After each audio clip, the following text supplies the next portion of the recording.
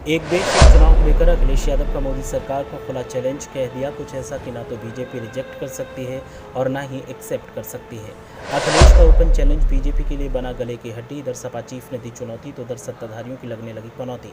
देखिए अखिलेश यादव ने क्या चैलेंज दिया और क्यों बीजेपी दोनों ही पहलुओं पर गिर सकती है। हकीकत जब आप सुनेंगे तो फिर हैरान रह जाएंगे। एक देश एक चुनाव की मांग लंबे अरसे से हो रही है और लंबे अरसे से ही देश में सियासी बहस जोर पकड़ रही है। अब लोकसभा चुनाव से पहले केंद्र की मोदी सरकार ने इस फैसले को लागू करने की तैयारी कर ली है और जब से केंद्र सरकार की तरफ से ऐसा संकेत दिया गया है कि एक देश एक चुनाव के लिए बीजेपी प्रतिबद्ध है, तब से सियासी तौर पर हल्ला बोल का दौर जारी है।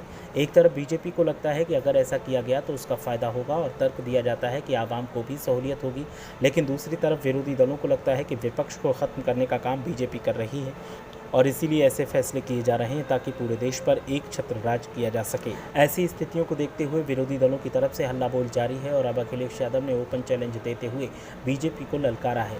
इधर अखिलेश यादव ने आरोप लगाए और खुली चुनौती दी तो उधर बीजेपी की तरफ से देश में एक साथ चुनाव कराने की व्यावहारिकता का पता लगाने के लिए पूर्व राष्ट्रपति रामनाथ कोविंद की अध्यक्षता में एक समिति का गठन कर दिया गया है। इस फैसले ने देश में सियासत को तेज कर दिया है और इस पर तीखी सियासी प्रतिक्रिया देखने को मिल रही है। इस बीच मुंबई में इंडिया अलायंस की बैठक से लौटे समाजवादी चीफ अखिलेश यादव ने इसे लेकर बीजेपी को ही खुली चुनौती दे दी।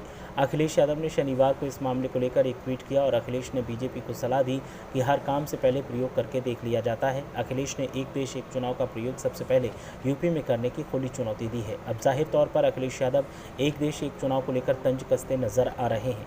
हालांकि यूपी सीएम योगी आदित्यनाथ ने खुलकर इसके पक्ष में अपना बयान दिया है और उन्होंने एक देश एक चुनाव को एक अभिनव पहल करार दिया है और इसके लिए पीएम नरेंद्र मोदी को हृदय से धन्यवाद भी दिया है।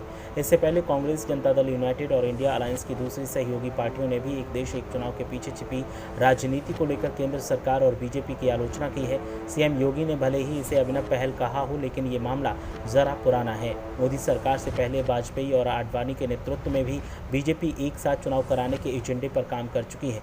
तब वाजपेयी पीएम थे तो आडवाणी ने इसकी वकालत की थी, लेकिन दूसरे दल चुप रहे और मुद्दा कमजोर हो गया। बीजेपी ने 2014 के चुनाव से पहले पार्टी के घोषणा पत्र में भी इसका जिक्र किया था। तब बीजेपी ने अन्य दलों के साथ विचार विमर्श करने की बात कही थी।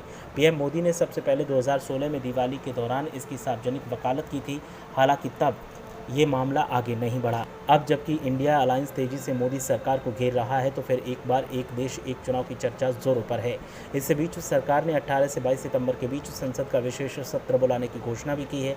नीतीश कुमार, ममता बनर्जी जैसे बड़े विपक्षी नेता सार्वजनिक तौर पर कह चुके हैं कि मोदी सरकार समय से पहले चुनाव कराने की तैयारी में है। ऐसे में देखना ये होगा कि देश एक चुनाव के इर्द गिर्द नैरेटिव गढ़ने में मोदी सरकार सफल होती है या विपक्ष उन्हें अपने एजेंडे से मात दे पाता है।